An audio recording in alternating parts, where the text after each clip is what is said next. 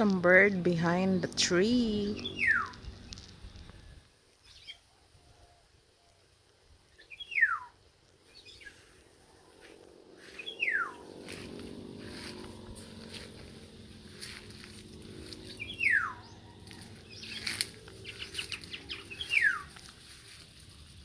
I guess they're eating that.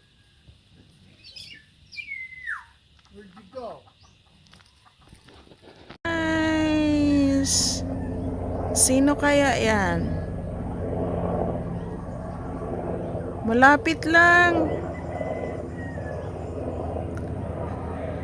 Sino kaya ito? Papunta nga Cebu. Galing ano, Davao or Ubay.